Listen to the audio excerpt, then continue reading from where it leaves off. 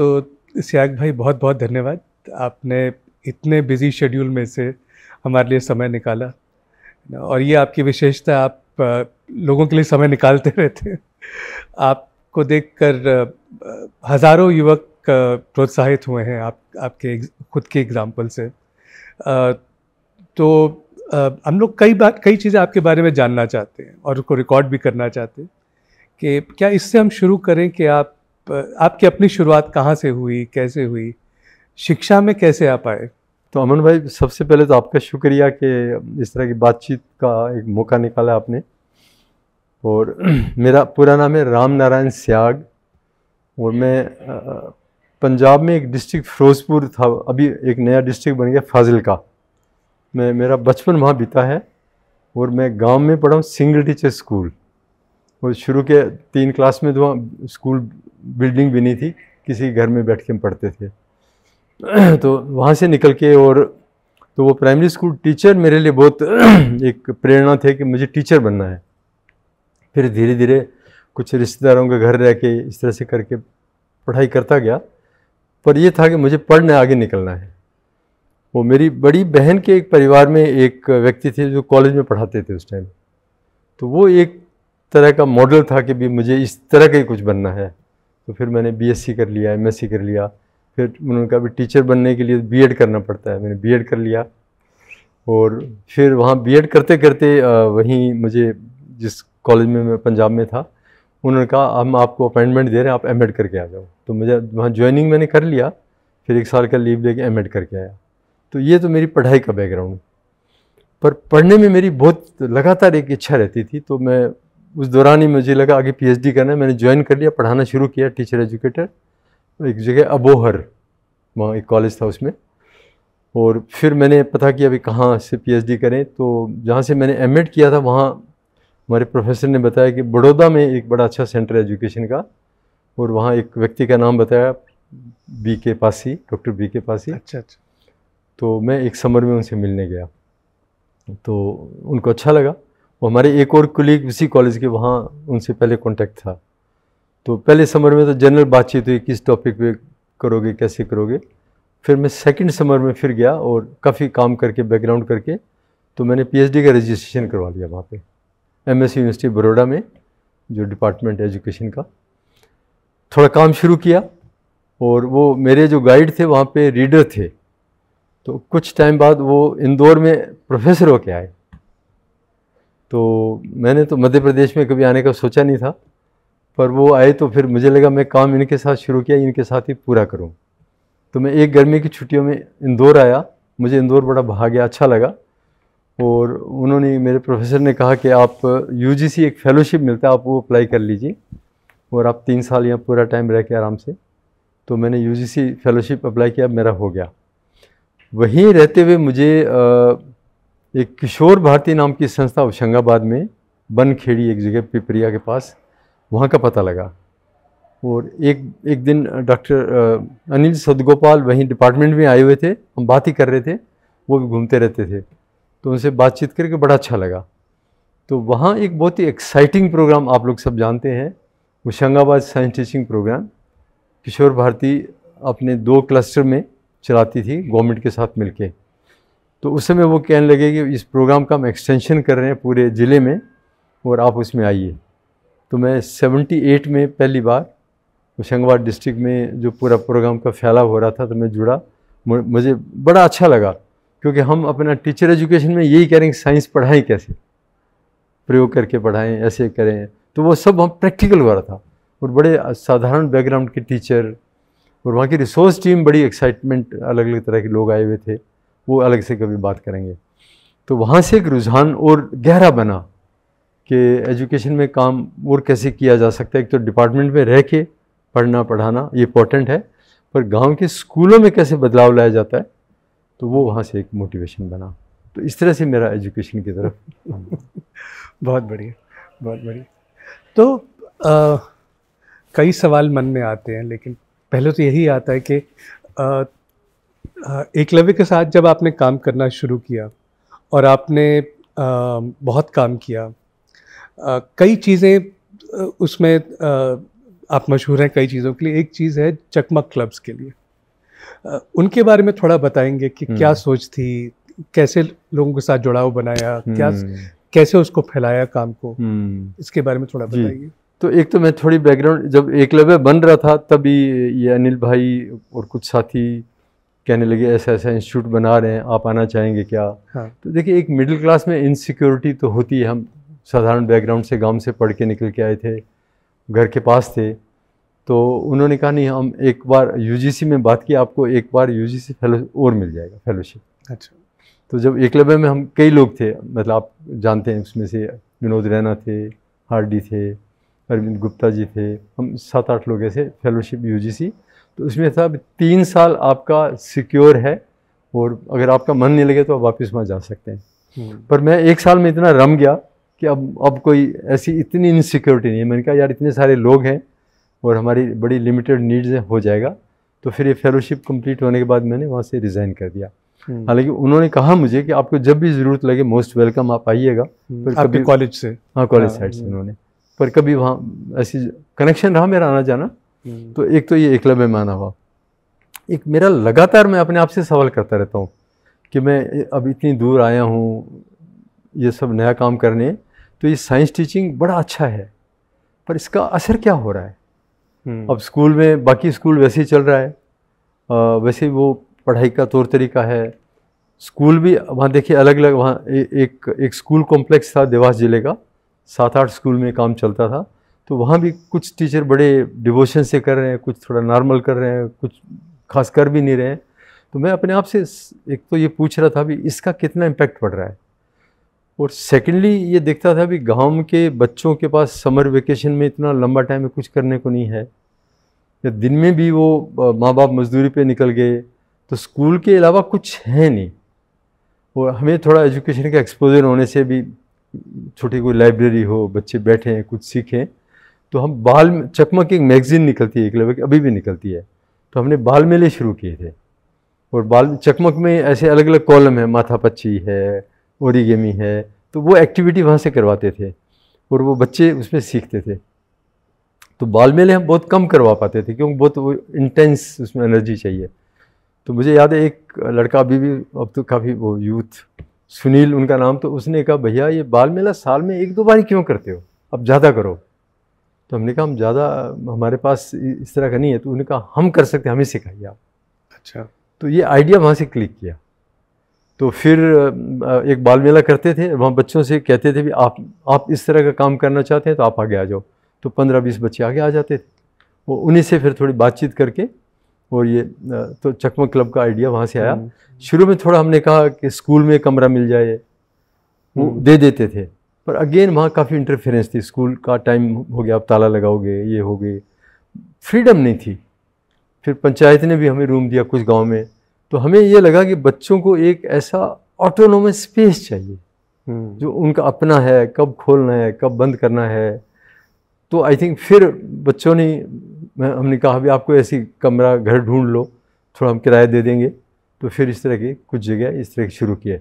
तो ये स्पेस का कंसेप्ट मुझे वहाँ से बना कि स्कूल भी बहुत इंपॉर्टेंट स्पेस है, बहुत इंपॉर्टेंट स्पेस है, पर उसकी अपनी सीमाएं हैं। परिवार भी अपना बहुत इंपॉर्टेंट स्पेस है, उसकी अपनी सीमाएं हैं। तो एक चकमक क्लब एक इस तरह का बच्चों का एक सहज, और फिर वहाँ हमने किया कि बच्चे में पढ़ने का इंटरेस्ट है। कुछ बच्चों में, एक साथी गजानंद अभी एकलव्य में काम कर रहे हैं, उनका इतना पढ़ने में इंटरेस्ट। तो एक बार इंदौर में एक पुस्तक मेला था, तो मैंने कहा आप मेरे साथ चलो, किताबें सेलेक्ट करके लाओ। तो उन्होंने पुस्तक महल की कुछ किताबें, और वो बहुत आराम से 3-4 महीने में पढ़ गया।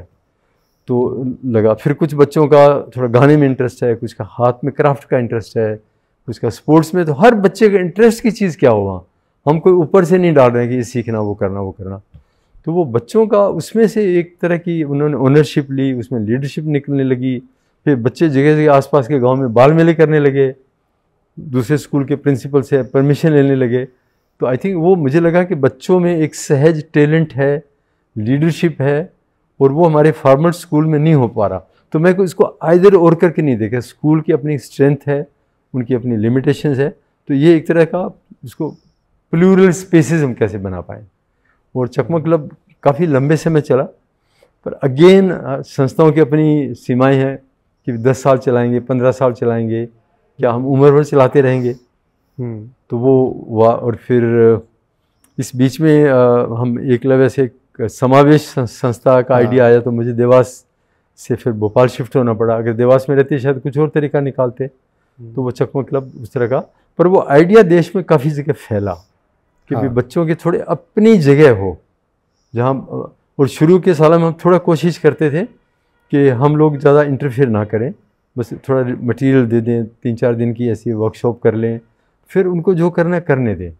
तो वो बच्चे उसको बहुत पसंद किया उन्होंने। तो ये इसका बिल्कुल चकमक क्लब तो उदाहरण बन गया है, बहुत लोगों ने उससे आइडियाज़ लेकर और जगहों पर करने की कोशिश की।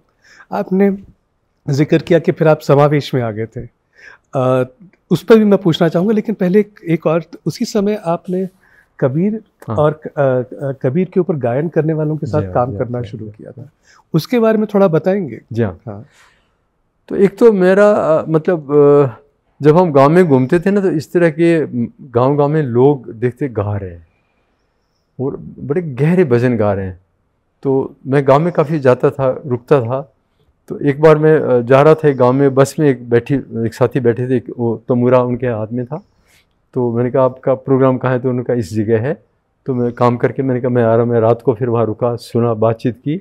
तो मुझे देखिए ये इस तरह की कबीर की पोइट्री में एक तो इसमें शब्द की अपनी शक्ति है, पावर ऑफ वर्ड्स। और फिर वो जो गाते हैं उनकी आवाज़ की अपनी एक रिदम है, और फिर उनके साथ इंस्ट्रूमेंट बजाने वाले 4-5 लोग होते हैं। तो वो सच में वो थिंकिंग, फीलिंग और एक्शन वो एक साथ लाता है। तो मैं उसको एक पेडागोजी की तरह से देखता था। और फिर वहीं से मेरे आइडिया क्लिक किया। मैंने उनसे कहा, उनका नाम नारायण जी, कि आपके कुछ और साथियों को एक दिन देवास में अपन मिलते हैं और इसको आप कर रहे हैं। आमतौर पर वो कबीर गाने वाले एक पर्टिकुलर कम्युनिटी के लोग हैं, शेड्यूल कास्ट कहते हैं उनको।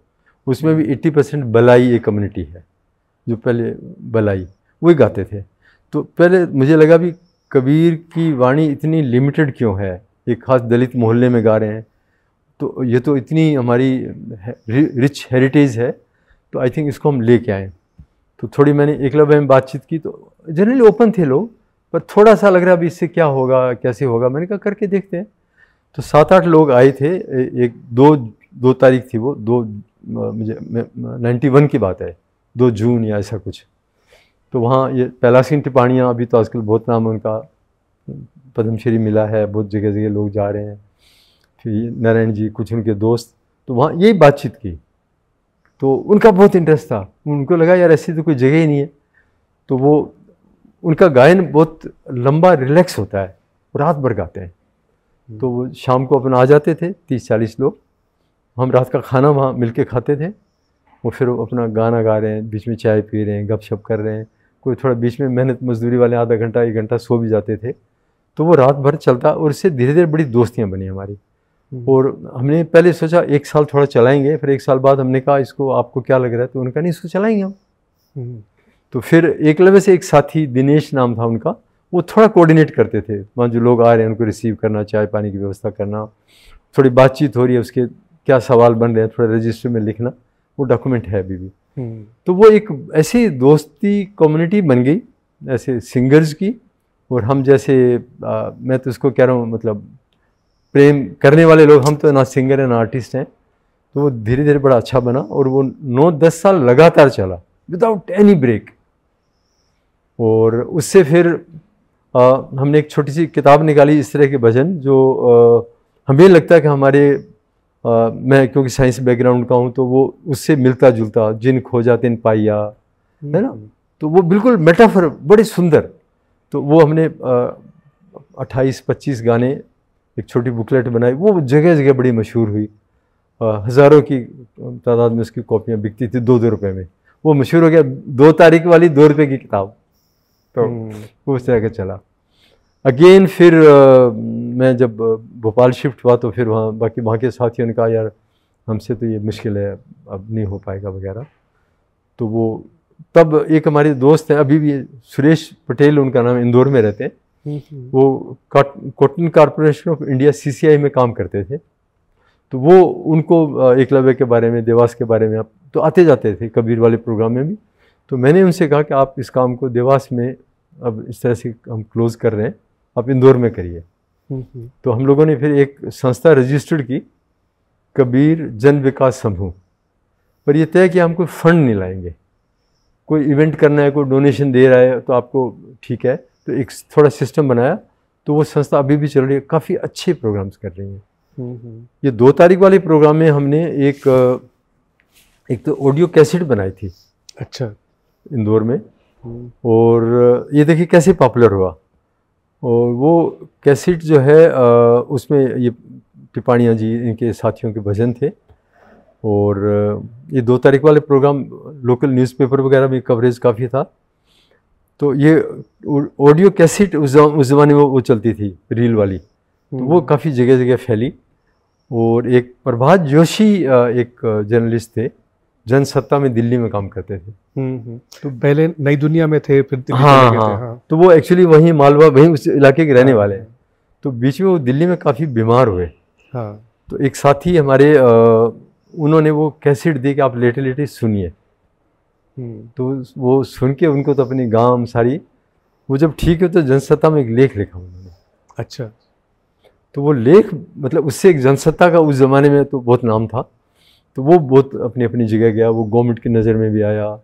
तो फिर प्रहलाद सिंह टिपाणिया जी को उन्होंने, प्रभात जी ने दिल्ली में बुलाया अपने घर पे, कुछ दोस्तों के साथ वहीं खाना खाया, रात को प्रोग्राम किया। तो वो एक इस तरह की विजिबिलिटी, मतलब पहले तो फिर वहाँ से ज़्यादा फैला हुआ। तो टिपाणिया जी को तो फिर काफ़ी जगह से इन्विटेशन आने लगे। अब हमारे सामने 2 धाराएं थी। एक हम चाहते हैं कि गांव में जो चौपाल पे गा रहे हैं वो चलता रहे, पर दूसरी तरफ ये भी इम्पोर्टेंट है कि भी बड़े शहरों में या और इस तरह के लोग कॉलेज में, यूनिवर्सिटी में, या हर स्पेस में जाए, है ना। तो वो अब थोड़ा एक डर रहता है कि बहुत कॉमर्शियलाइज ना हो जाए, है ना। पर चूँकि वो तो अब सिंगर हैं, उनका तो रोजी रोटी उसी में है।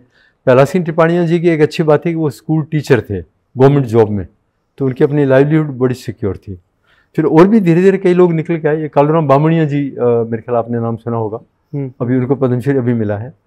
वो बहुत ही साधारण बैकग्राउंड के हैं, वो धीरे धीरे बड़ा अच्छा निकल के आए। और वो काफ़ी ट्रेडिशनल कबीर मठ में भी कई लोग जुड़े हुए थे। तो वहाँ का और यहाँ उसे स्पेस, अगेन ये स्पेस 2 तारीख वाला, वो बहुत लोगों को इंस्पायर किया। तो ये चला। फिर ये बीच में थोड़ा जब गैप आया तो मैं बीच बीच में देवास जाता, लोगों ने काम शुरू करते हैं, क्या तरीका बनाएं। तो फिर नारायण जी के साथ बैठ के बातचीत की भी, ये एक कार्यक्रम में खर्च कितना लगता है कि भी एक गांव में काम करना, खाना लोग गांव में खिला देते हैं थोड़ा बहुत। तो वो हम लोगों ने कुछ कंट्रीब्यूशन करके फिर कई साल चलाया, काफ़ी डिसेंट्रलाइज। वो देवास में नहीं था, अलग अलग गाँव में काफ़ी चला वो। फिर कोविड आने से फिर वो बंद हो गया। अच्छा। हाँ, इसके बाद कोविड से पहले एक प्रोग्राम एक गांव में था। तो मैं, एक मेरे साथी हैं रितेश, उनको मैंने इनवाइट किया कि इसको थोड़ा और कैसे ले, वो आज यहाँ पे आए, मैं आज उनसे मुलाकात करेंगे अपन। तो वो उन्होंने गीता पराग, एक महिला गायक हैं, उनकी पूरी फैमिली गाती है, उसकी सास गाती है, उनकी बेटी गाती है, उनके हस्बैंड उसमें साथ में मदद करते हैं। तो वो उनके लिए एक तो इस तरह के भजन गा रही हैं, एक महिला पूरे परिवार के साथ गा रही हैं। तो वो काफ़ी अंदर से बेचैन से भी थे, एक जिज्ञासा भी थी कि इसको क्या करें। तो उससे पहले हमने संविधान वगैरह पे काफ़ी काम शुरू कर दिया था। तो मैंने कहा देखो ये तो चल ही रहा है, हम थोड़ा नया सोचते हैं कि एक तरफ एक संत जो कह रहे हैं वो प्रेम की बात कह रहे हैं, जोड़ने की बात कह रहे हैं, और हमारा प्रीएम्बल कॉन्स्टिट्यूशन का भी यही कह रहा है। तो फिर हमने बातचीत करके एक छोटा सा प्रोग्राम बनाया। फिर तो वो मैं आगे थोड़ी बाद में बातचीत हाँ हाँ, नहीं इस पर मैं सुनना चाहूँगा, लेकिन शायद सीक्वेंस में चलें तो ज़्यादा सबको समझ में आएगा। आपके कॉन्स्टिट्यूशन पर जो काम है उस पर अभी आते हैं। तो समावेश में आप आए थे, वहाँ क्या काम था, क्या सोचकर आए थे, क्या क्या करने की कोशिश की वहाँ पर, उसके बारे में थोड़ा बताइए। हाँ, तो एक तो देखिए समावेश एकलव्य में से ही एक तरह से निकला है। मैं जो पहले भी अर्ज किया मैंने कि हर स्पेस की अपनी एक वैल्यू है। तो समावेश का उस टाइम पूरा फोकस केवल स्कूल एजुकेशन पे, करिकुलम टीचर एजुकेशन, पब्लिकेशन बहुत इंपॉर्टेंट है उसकी। हम एकलव्य का है ना, पर उसकी हमें सीमाएं दिख रही थी। जैसे हम गांव में जा रहे हैं, लड़कियां कम स्कूल में आ रही हैं अभी, और एकलव्य का प्रोग्राम मिडिल स्कूल तक था। तो प्राइमरी स्कूल में बच्चे कम आ रहे हैं, या आंगनवाड़ी में और कम आ रहे हैं। तो थोड़े से ब्रॉडर इश्यू थे, है ना। वो फिर हम अपने आप से पूछते थे, क्या अगले 20 साल यही करते रहेंगे तो हम कहाँ पहुँचेंगे, है ना। तो वहाँ से हमारे कुछ साथी, अनवर जाफरी हैं, कुछ और हैं, बातचीत की अभी क्या हम थोड़ा और ज़्यादा इंक्लूसिव, एक तो एजुकेशन में कम्युनिटी को भी जोड़ें, वो थोड़े और कम्युनिटी के क्या इशू हो सकते हैं, पंचायतें आ रही हैं, उनका क्या रोल हो सकता है, ग्राम सभा का क्या रोल हो सकता है, या और क्या चीज़ें।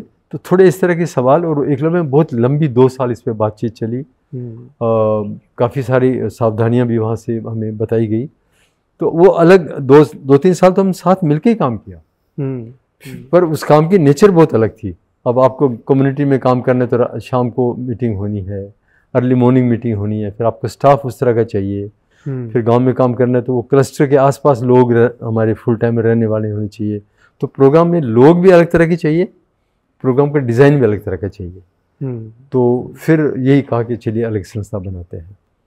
तो वहाँ पे एक तो हमने चकमक क्लब वाला फिर से रिवाइव किया, काफ़ी बड़ी स्केल पे, और वो था कि इसको कम्युनिटी ओन ज़्यादा कैसे करे, एक आइडिया। वो काफ़ी साल तक ठीक ठाक चला। अगेन देखिए, संस्थाओं का तो वो यानी प्रोजेक्ट है, 1 साल, 5 साल, 10 साल, तो अगेन उसको भी अब समावेश में काफ़ी अलग तरह से चला रहे हैं, वो अभी भी चला रहे हैं, पर थोड़ा स्वरूप बदल गया उसका। दूसरा, हमने पंचायतों के साथ बहुत काम किया, ग्राम पंचायतों के साथ। उसमें एक एक्साइटमेंट ये था कि महिलाओं का रिजर्वेशन था, ये बड़ी बात थी, और उसमें अनुसूचित जाति, जनजाति, पिछड़ा वर्ग, उनकी जनसंख्या के अनुपात में रिजर्वेशन था। तो वो एक बहुत ही रिप्रेजेंटेटिव बॉडी थी। पर चूंकि हमारा समाज जिस तरह का ताना बाना है, तो महिलाएं, अब सरपंच मालूम महिला बन गई है, पर काम ज़्यादातर उसके परिवार के मर्द लोग ही कर रहे हैं। तो फिर ये आइडिया था भी इनके साथ काम करें, तो वो काफ़ी सरकार के साथ मिलके किया, वो किया। फिर एक और आइडिया, ये दुनिया में उस समय सब दूर चल था, महिलाओं की सेल्फ हेल्प ग्रुप बनाए। तो महिलाओं को जुड़ने का थोड़ा तरीका है कि कोई बहाना, थोड़ा थोड़ा पैसा जोड़ रहे हैं, बचत कर रहे हैं, उसमें से आप लोन ले रहे हैं, तो वो एक एंट्री पॉइंट था। पर उसमें आइडिया था कि उसमें महिलाएं आएँ, बैठें, बातचीत करें, उनके अपने क्या सरोकार हैं, उनके क्या मुद्दे हैं। तो धीरे धीरे वो महिला मंच काफ़ी स्ट्रॉन्ग बने, उनका सखी मंच नाम दिया। अच्छा। और उनके बड़े ब्लॉक लेवल पे सेलिब्रेशंस होना, ये होना, बहुत लीडरशिप उसमें से निकल के आई। अच्छा। तो वो एक तरह का बेसिकली कम्युनिटी में लोकल लीडरशिप, महिलाओं में से, युवाओं में से, उस तरह की वो बैकग्राउंड था। कुछ उसमें थोड़े बहुत कोशिश की थी हमने लाइवलीहुड के प्रोग्राम, पर अगेन बड़ी वो स्पेशलाइज्ड चीज़ें हैं, थोड़ा चला, थोड़ा नहीं चला। पर समावेश का ये तो था कि भी एजुकेशन को थोड़ा ब्रॉड देखें अपन, एक पूरे समाज के इकोसिस्टम का एक तरीका है। अब जैसे स्कूल में मान लो मिड डे मील में अनटचेबिलिटी हो रही है ना, तो वो तो समाज से वहाँ आई है ना, वो स्कूल में तो नहीं पैदा हुई ना। तो वो स्कूल और समाज का इंटरफेस और उस तरह का, इस तरह के काम। जी। और इसी दौर में फिर आपने कॉन्स्टिट्यूशन पर काम भी करना शुरू कर दिया। आप जैसे आप मुझे बता रहे थे, कॉन्स्टिट्यूशन पर तो आप शुरू से ही काम कर रहे थे, तो इसके बारे में थोड़ा बताइए। ये आप संविधान पर आपने काम करना कैसे शुरू किया, अब क्या कर रहे हैं, क्या सोच रहे हैं इसको लेकर? जब मैं देवास में था तो मैं जिस मकान में रहता था किराए से, तो वहाँ ड्राई टॉयलेट, मुझे पता नहीं, आज की जनरेशन को तो पता भी नहीं होगा, मतलब जहाँ आप टॉयलेट पोटी करते हैं, वहाँ कोई एक महिला आएंगी, वो उठाएंगी, वो लेके जाएंगी। तो वो काफ़ी मतलब अजीब सा ही था।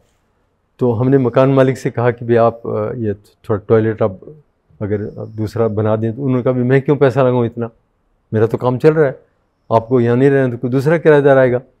तो मैंने कहा आप बताओ कितने का आएगा, मैं आपको एडवांस देता हूँ, आप धीरे धीरे किराए में काट लीजिए। तब वो हमने तब एक दिमाग में आया कि भाई यार एक घर की बात नहीं है, तो सब दूर हो रहा है। और वो जो महिलाएं एक ख़ास कम्युनिटी की होती है, वाल्मीकि कम्युनिटी, तो थोड़ा फिर उनके मोहल्ले में आना जाना शुरू किया। तो लगा इनके तो बच्चे कोई स्कूल नहीं आ रहे हैं, इतनी अनटचेबिलिटी है, इतना इनह्यूमन है, तो ये तो हमारा मतलब एकलव्य से या समावेश से एड्रेस नहीं हो सकता, है ना। हर संस्था की अपनी स्ट्रेंथ है, अपनी एक बाउंड्री है। तो मैं देवास में उन दिनों एक साथी हैं आसिफ भाई, उनका आसिफ शेख, तो वो कॉलेज फर्स्ट ईयर में पढ़ते थे, और ऐसे ही बस मुलाकात हुई, बातचीत हुई, थोड़ा आइडिया निकला, और तो एक संस्था जन साहस मतलब इनिशिएटिव था। तो उसमें ये था कि हम ऐसी कम्युनिटी जिनके साथ बिल्कुल अभी काम हो ही नहीं रहा, उस कम्युनिटी की लीडरशिप निकले। हम खाली वेलफेयर या कोई स्कीम उसकी बात नहीं करेंगे। तो जब ये था कि भी एक पास का गांव एक बोहरा सा, तो वहाँ थोड़ी बड़ी जनसंख्या में लोग थी। अच्छा, मुस्लिम कम्युनिटी में भी एक हेला कम्युनिटी होती है जो ये सफाई का काम करती है। अच्छा है, तो उस गांव में वो हेला कम्युनिटी भी थी, वो ये बाल्मीकि। तो उस गांव में हम थोड़ा आना जाना शुरू किया और उनसे बात करना शुरू किया। तो उनका सीधा ही सवाल था भी हम खाएंगे क्या, हमारा तो काम यही है। तो फिर हमने छोटा सा एक उन्हीं के साथ बैठ के स्टडी किया भी आपको साल भर में कमाई कितनी होती है। होली पे दिवाली पे थोड़ा मिल गया, थोड़ा वो मिल गया। तो जब ये आंकड़े उनके सामने रखे भी ऐसा तो आप 4-5 दिन कोई भी मजदूरी करेंगे तो इससे ज़्यादा कमा लेंगे। तो धीरे धीरे वहाँ 6 महीने लगे, एक गांव में हम लगातार जाते थे बीच बीच में कि भी ये कोई रोजगार नहीं है, है ना। ये गरिमा एक शब्द फिर यहीं से लिया हमने। हालांकि शुरू में थोड़ा गरिमा हमें लग रहा था मुश्किल है, लोग समझ नहीं पाएंगे। मान सम्मान इज्जत, हमने कहा आपके गांव में आपसे गरीब परिवार और भी है, आप पता कर लीजिए। अगर उसको बोलेंगे कि आपका घर का ये शौचालय साफ कर आए, अगर उसको 5,000 रुपये देंगे तो भी नहीं आएगा, है ना। तो वो धीरे धीरे महिलाओं को समझ में आ गया। पर अब पुरुष भी कुछ कुछ फिर भी अभी, तो हम ये नहीं चाहते कि परिवार में कोई कन्फ्लिक्ट हो, पर धीरे धीरे कुछ परिवार समझे, उन्होंने कहा ठीक है हम इसको संकल्प लेते हैं। तो फिर उस गांव में एक छोटा सा उसी मोहल्ले में एक प्रोग्राम किया, एक स्टेज बना के कुछ परिवारों ने कहा हम संकल्प करते हैं ये काम छोड़ रहे हैं आज से। तो वो पति पत्नी दोनों को स्टेज पे हार फूल थोड़ा मिठाई खिलाई, बच्चों के साथ में लेके आए, एक सेलिब्रेशन, एक फ्रीडम, है ना। तो अच्छा लगा। तो मैं अगेन यहाँ कह रहा हूँ फीलिंग, है ना। और मतलब आसपास के कई लोग कहते थे इनका आप कोई आजीविका की व्यवस्था अल्टरनेट बनाइए। मैंने कहा देखिए इतने स्केल पे ये नहीं हो सकता, ये लोगों को सोचना है। फिर उन महिलाओं ने कहा कि भाई हमारे उस गांव में रिश्तेदार है, उस गांव में चलो। तो हमने छोटी छोटी यात्राएं की उन्हीं की लीडरशिप में। अच्छा, जैसे बोरा से पीपल एक गांव है, उन्होंने कहा हमारे वहाँ परिवार है। फिर हमने एक फार्मूला ये बनाया, हम छोटी यात्रा लेके जाएंगे, वहाँ वाल्मीकि कम्युनिटी के किचन में खाना बनेगा। रॉ मटेरियल हम पहले, हमारा एक साथी पहले जाता था ताकि उन पे आर्थिक बोझ ना पड़े, खाना वहीं बनेगा, वहाँ वहीं बैठ के खाएंगे। तो वो एक अगेन वो फ्रेटर्निटी, है ना। ठीक है वो काम जो भी कर रहे हैं, है ना। तो वहाँ से फिर वो उन महिलाओं ने कहा, तो पूरे जिले में धीरे धीरे हमने 2 साल लगाए। फिर ये आइडिया थोड़ा पिकअप हुआ और जन साहस को भी कॉन्फिडेंस बना। फिर हमने इस काम को काफ़ी धीरे धीरे फैलाया। मैं एक और बात कह रहा हूँ, सरकार अपनी ओर से कोशिश करती है। एक पहले से एक कानून बना हुआ था कि ड्राई टॉयलेट साफ करना और जिनके घर में ड्राई टॉयलेट है ये रखना कानूनी अपराध है, ये पहले से बना हुआ था। और जब ये हमें पता लगा तो हम कलेक्टर से मिलने गए, तो उन्होंने कहा हाँ ये कानून है, हमने सर्वे कराया, हमारे ज़िले में कोई ऐसे परिवार नहीं है, है। तो हमारे पास तो इतना डाटा था, फिर हमने फ़ोटो रखने शुरू किए, डाटा कलेक्ट करना शुरू किया। तो ये समझ आता है एक हमें गवर्नमेंट की स्ट्रेंथ भी पता है, पर वो तो कानून बनाएंगे, कानून इम्प्लीमेंट कैसे होगा। अब कलेक्टर कह रहे मैं कुछ नहीं कर सकती, है ना। कलेक्टर सेंसिटिव एक महिला थी, पर उसने कहा मैं कुछ नहीं कर सकती। तो मैंने कहा आप मेरे साथ चलिए, हम 10 परिवारों को मैं अभी मिलवा देता हूँ, है ना। पर वो कह रहे मैं ऑफिशियली कुछ नहीं कर सकती। तो फिर हमें लगा कि ये समाज से होने वाला है ना, समाज से मिलके करेंगे। तो ये धीरे धीरे फिर हम लोगों ने तो वहाँ से ही हमें लगा कि ये केवल लाइवलीहुड के नहीं है, ये कास्ट बेस्ड सारे काम हैं। और फिर हमने देखा कास्ट बेस्ड बहुत सारे ऐसे काम हैं। तो अब जनसास जो काम, आपको पता होगा हमारे देश में कुछ ऐसी कम्युनिटी हैं जो अपनी लड़कियों को सेक्स वर्कर बनाती हैं। वो लड़कियां घरों में रहती हैं, बेड़िया एक कम्युनिटी है, बांछड़े कम्युनिटी है, मंदसौर उसके आसपास। तो फिर इस तरह की धीरे धीरे हम पकड़ बनाने लगे और इस तरह की, तो जनसास का ये काम है। फिर ये बंधुआ मजदूर काफ़ी बड़ी तादाद में अपने देश में, कानून बना हुआ है ना। तो फिर वहाँ से हमें लगा भी संविधान है, कानून है, सिस्टम है, वो काम नहीं कर रहा। तो ये काम कब करेगा? जब उस तरह के समाज में लोग आएंगे, समझ बनेगी, तरीका बनेगा। तो वो एक अंदर बैठ गया कि भाई ये एक इंसानियत का है, एक मानवीय डिग्निटी का है, एक इज्जत का इशू है। हाँ ना, बाकी भी लाइवलीहुड इम्पोर्टेंट है, एजुकेशन, हेल्थ सब इम्पोर्टेंट है, पर उसको तो इंसान ही नहीं समझ रहे। और ये वाल्मीकि कम्युनिटी के बच्चों ने बड़ा सपोर्ट किया। अच्छा। वो चाहते थे कि हमारे मम्मी पापा इस काम में ना लगे, क्योंकि वो स्कूल में जाते थे, उनके साथ स्कूल में बड़ा भेदभाव होता था। वो नाम से बोलते थे, वो उसका बच्चा आ गया, उसका बच्चा आ गया, लाइक दैट। तो वो एक अच्छा मोमेंट बना। और वहाँ ये महिलाएं उनके, हमने इस तरह के मिलके ग्रुप बनाए, लीडरशिप निकली। फिर अगला पॉइंट घूम फिर के वही था कि इन परिवारों की शिक्षा का क्या करें। तो हम चाहते थे गवर्नमेंट स्कूल में जाए, और साथ में हमने गरिमा केंद्र खोले लड़कियों के लिए। वो अभी काफ़ी तादाद में चलते हैं।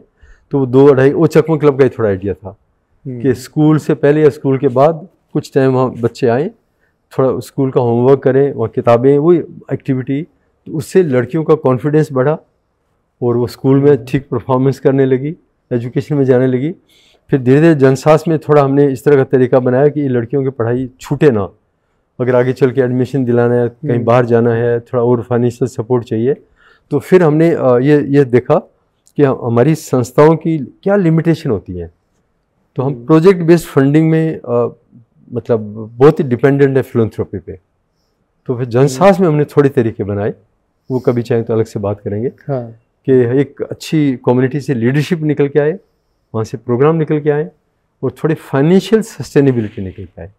तो वो हम लोगों ने निकाली। हाँ। उसमें से। हाँ। जी। तो ये कॉन्स्टिट्यूशन वाला वहीं से कोर बना। हाँ। पर ये वहाँ तक लिमिट था। फिर मैं अगला जो पॉइंट है कि ये मेन किस तरह से आया और ये आजकल मैं क्या कर रहा हूँ। हाँ। तो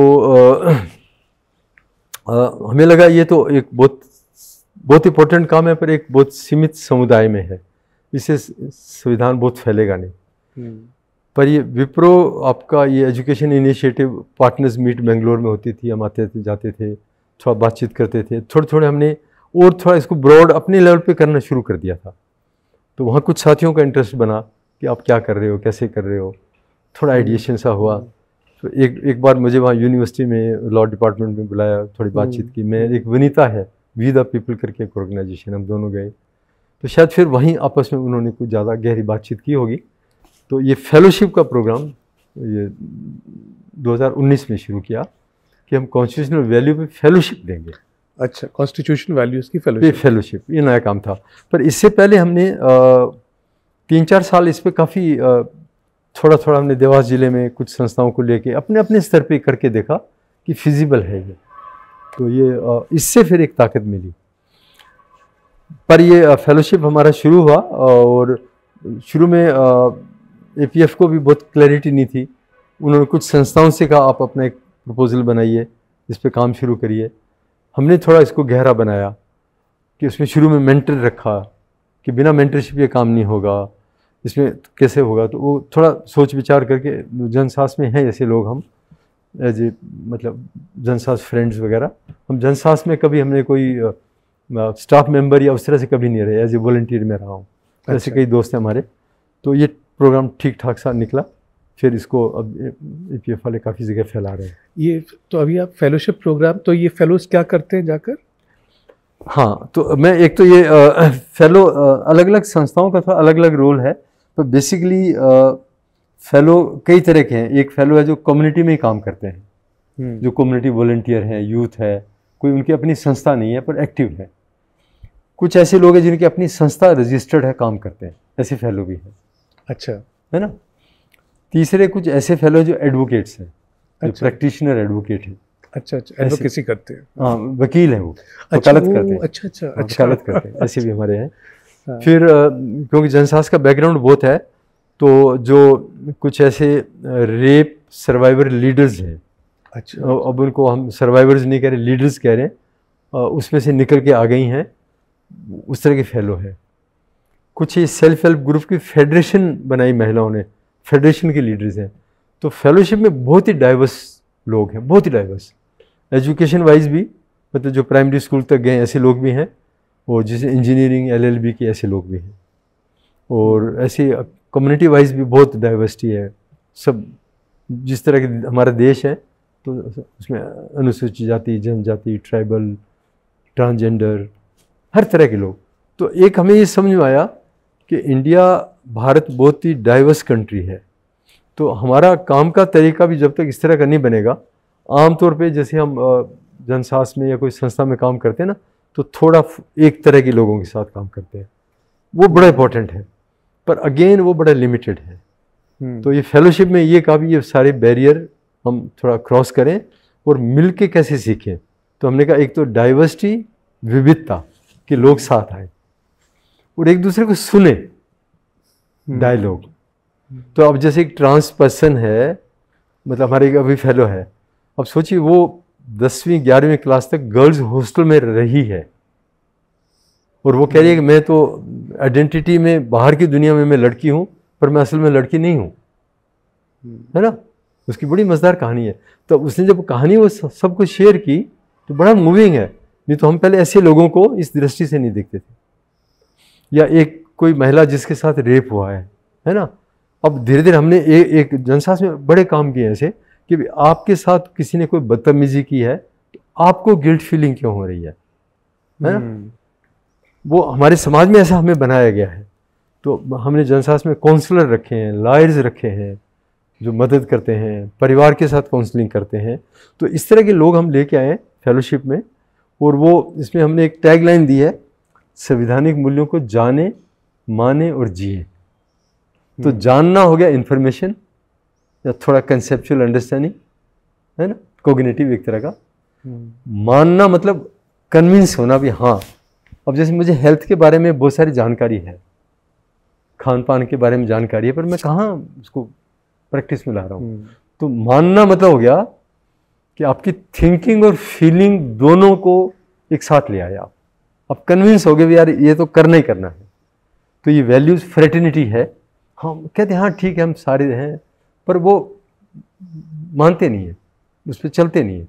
और तीसरा जीना मतलब उस पर अपनी पर्सनल लाइफ पे लाना। तो ये फेलोशिप में एक तो सेल्फ पे काम पे हम बहुत जोर दे रहे हैं। ये नया काम है, काफ़ी नया काम है सबके लिए। संस्थाओं के लिए नया काम है, इवन फिलोंथ्रेपी के लिए नया काम था शुरू में। फैमिली के साथ हम बहुत जोर दे रहे हैं। क्योंकि हमारे देखिए हम कहाँ से, मैं अपने आप को देख रहा हूँ, मैंने इतनी पढ़ाई की, मेरी बहनें, बड़ी बहनें तो पढ़ाई की नहीं, गांव में उस समय स्कूल ही नहीं था। छोटी बहनें उतनी पढ़ी जितना गांव में स्कूल था। तो ऐसा नहीं कि वहाँ कोई आर्थिक कोई इतनी मुश्किल थी। बच्चों की लड़की पढ़ के क्या करेगी, है ना। मैं यहाँ कल एक स्टूडेंट से बात कर, आपके एम एजुकेशन में ही है, तो वो कह रहे हैं फैमिली से बहुत प्रेशर है। आप क्या, आपको सब कुछ तो है, आपकी शादी अच्छे घर में हो जाएगी, क्या पढ़ के आप नौकरी करनी है। तो ये जो परिवारों में धारणाएं बनती हैं, है ना। तो ये परिवारों के साथ, मैं ऐसे नहीं कह रहा एकदम उस पर बात करना शुरू करो, धीरे धीरे आराम से बात करना शुरू करो, तो वो काम करता है, टाइम लगता है। तो फेलो अपनी धारणाओं पे काम करते हैं, ये कहाँ से आई है, कैसे आई है, ये कॉन्स्टिट्यूशनल वैल्यू से कहाँ अलाइन कर रही है, कहाँ मिसमैच कर रही है। तो सेल्फ के साथ काफ़ी इसमें काम है, बहुत अंदर जूझना पड़ता है अपने आप से।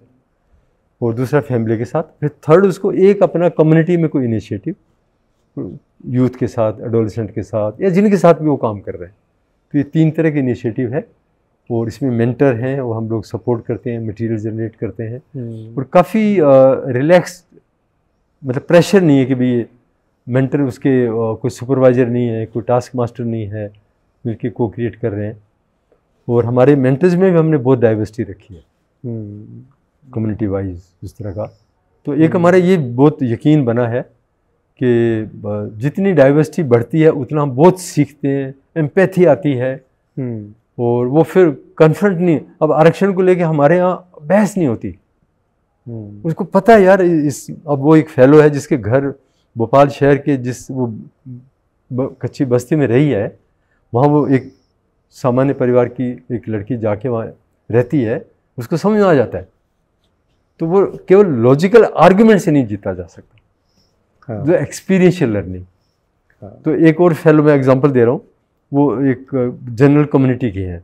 तो जब हम बात किया अभी हमारे परिवारों में कौन कौन से मूल्यों का अपहोल्ड हो रहा है और कौन से मूल्यों का एक तरह से नहीं हो रहा है, तो उसने कहा मेरे परिवार में बहुत छुआछूत होती है, जो काम वाली बाई आती है उसको हम अलग बर्तन में चाय देते हैं, ये देते हैं। उसने बताया मेरी दादी ऐसा मानती है। ठीक है, अब धीरे धीरे उसने बात करना शुरू किया।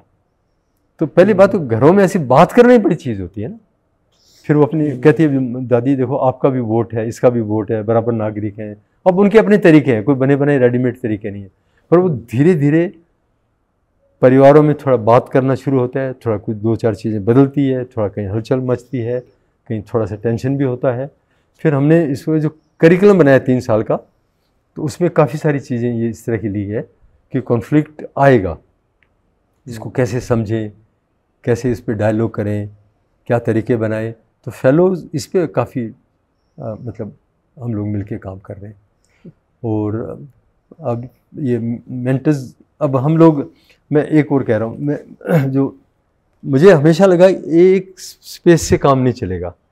तो जब ये फेलोशिप 2019 में शुरू किया तब एक संस्था बनाई, civic act foundation. Civic act foundation, okay, civic act.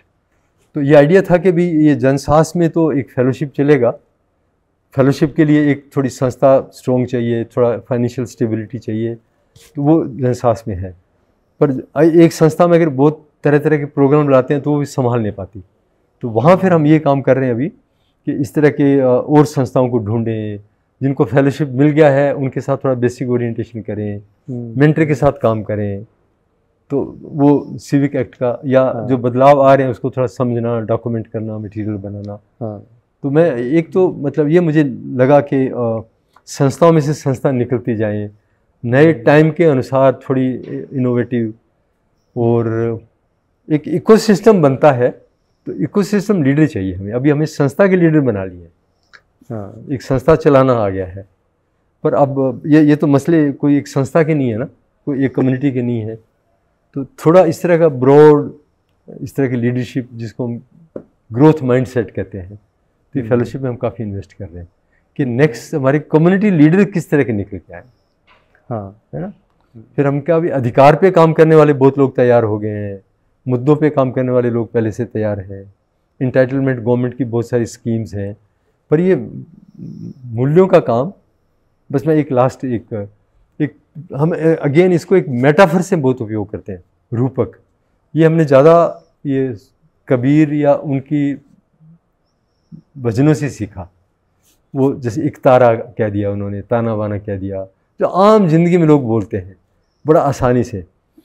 तो हमने इसको ऐसा लिया, एक जैसे पेड़ होता है, पेड़ की जड़ है, ठीक, जड़ दिखती नहीं है, तो वो हमारे जो वैल्यूज़ हैं वो उसकी जड़ है, और उसमें से जो अपना तना निकला है वो फंडामेंटल राइट है। उन मूल्यों से वो हमारे राइट निकले, है ना। और उन राइट से ही हमारी जो ब्रांचेज निकली हैं वो उसमें से वो कानून निकले हैं, जैसे अनटचेबिलिटी के खिलाफ कानून, उसके खिलाफ कानून, है ना। वो वैल्यू से फंडामेंटल राइट, फंडामेंटल राइट से कानून, और कानून से फिर आगे से जो फूल या फल दिखते हैं वो स्कीम्स निकलती हैं फिर। तो जो दिखता है वो तो सब कोई कैच करते हैं, फूल दिखता है, फल दिखता है, थोड़ा तना दिखता है, पर जड़ तो दिखती नहीं है। अगर जड़ सूख जाएगी तो पेड़ तो सूख जाएगा। तो जड़ों को सूंचना हमारा काम है। एक तो ये मेटाफर यूज किया। फिर हम कह रहे हैं खाली एक पेड़ की बात नहीं, जैसे एक बगीचा होता है, तो वहाँ बगीचे में क्या करते हैं, एक तो आप ज़मीन तैयार करते हैं, सॉइल, है ना। तो उसको मैं स्पेस कह रहा हूँ, वो चाहे चकमक क्लब था, चाहे ये कबीर मंडली थी, या अब यहाँ पे स्पेस बड़ा इंपॉर्टेंट होता है, वो सॉइल। तो हमें हर रोज एक स्पेस बनाना, एक मुट्ठी सॉइल बनानी, और दूसरा सीड, तरह तरह के डाइवर्स लोग उसमें आए, वो सीड है, और आके वहाँ ग्रो होते हैं। हम सब लोग उसी में ग्रो हो रहे हैं। तो जब बगीचा इस तरह का बनता है तो तरह तरह की बटरफ्लाई आती हैं, इंसेक्ट्स आते हैं। तो ये कबीर वाले प्रोग्राम में स्टैनफोर्ड से प्रोफेसर लिंडा आई, उनकी किताब सब जानते हैं, एक शबनम वीरमानी, उसकी पूरा वीडियो डॉक्यूमेंटेशन किया, पूरा उनका वेबसाइट है। तो वो बगीचा ऐसा है कि वहाँ इस तरह के फिर बटरफ्लाई आएंगे, है ना। तो आई थिंक ये हमने सीखा है कि चीज़ों को सिंप्लीफाई करें, थोड़ा उपयोग मेटाफर करें। और अब अगला मैं मतलब हम लोग सोच रहे हैं कि इस तरह की कम्युनिटी कैसे बने। एक एक इंडिविजुअल ठीक है स्ट्रगल करके परिवार भी हो गया, पर एक गांव में अगर 15-20 परिवार ऐसे सोचने वाले बनते हैं, है ना, तो वो एक तरह से एक चीज़ों को एक होलिस्टिक देखना है, एज ए होल, समग्रता में देखना, है ना। पीस मिल में नहीं चल सकता, एक परिवार को आइसोलेशन में नहीं, है ना। उस परिवार को भी अगर उस कम्युनिटी में रहना है तो उनके कुछ नॉर्म्स को मानना पड़ेगा। तो वो अब धीरे धीरे हम ऐसे क्लस्टर बना रहे हैं फेलोशिप में भी, कि जहाँ एक इलाके में थोड़ी ज़्यादा फैलो हो और वो सोशल कल्चरल इथोस में ही ऐसी कुछ बातें होने लग जाएं, और वहाँ फिर ये कल्चरल फेस्टिवल्स हैं, रेगुलर कुछ चीज़ें हैं, तो पुरानी लर्निंग को हम साथ ले लेके निकलते हैं। बहुत बहुत धन्यवाद। समय हमारे पास कम है, मन तो करता है आपको सुनते जाए और बहुत सारे सवाल हैं और पूछने के लिए, लेकिन रुक जाना चाहिए। ये मुझे फिर से आपकी बातें सुनकर फिर से समझ में आया कि आपके साथ इतने सारे लोग क्यों जुड़ते हैं। बहुत बहुत धन्यवाद। मैं देखिए, लोग जुड़ना एक कोई बड़ी कला। देखो, एक तो है कि मेरा एजेंडा है लोग जुड़े, हाँ, दूसरा है कि लोगों का एजेंडा है हम ऐसा स्पेस बनाएं। तो लोग, देखिए मैं कह रहा हूँ, मैं कोई कुछ नहीं जोड़ रहा, वो जगह ऐसी बना रहे हैं जहाँ सब सीखते हैं, सबकी ग्रोथ होती है। वो जगह, मैं तो बार बार कह रहा हूँ, ये मैं यूनिवर्सिटी में क्यों कह रहा हूँ, ये स्पेस, बाकी कोर्स तो हर जगह हो रहे हैं, आप कराएं, बहुत इंपॉर्टेंट है। और मैं तीसरी जो बात कर रहा हूँ, उस स्पेस में फीलिंग आती है, feeling of togetherness, feeling of friendship, feeling of belongingness. तो वो केवल आपकी लॉजिक से, एक मैं अपना, मेरी पढ़ाई लिखाई में मेरी अपने आप से शिकायत रही है, बहुत इंपॉर्टेंट है, साइंटिफिक टेम्पर बहुत इंपॉर्टेंट है ना।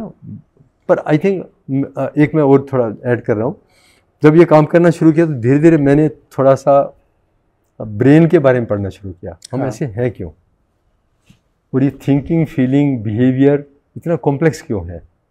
तो उससे अब ये समझ आया कि हम काफ़ी आइसोलेशन में सोचते हैं। जैसे हमारे कुछ रैशनल सोसाइटी होती है ना, तर्कशील, मैं पंजाब में रहा, तर्कशील सोसाइटी होती थी। तर्क बड़ा इंपॉर्टेंट है, पर हमारे ब्रेन में इमोशंस भी हैं, फीलिंग्स भी हैं, है ना।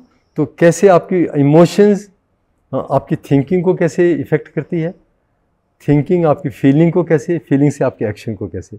तो अगेन एक ह्यूमन को भी होलिस्टिक देखना, अभी इसको भी हम पार्ट्स में देख रहे हैं, है ना। तो आई थिंक मुझे तो अभी यूनिवर्सिटी में एक जो लग रहा है ना कि कैसे थोड़ा हमारा ये इंटरडिसिप्लिनरी या मल्टी डिसिप्लिनरी, तो इसमें हम सोशियोलॉजी से बहुत सीखा है, साइकोलॉजी से बहुत सीखा है, ये न्यूरो साइंस से हम अभी सीख रहे हैं, थोड़ा धीरे धीरे बना रहे हैं, आर्ट एंड कल्चर।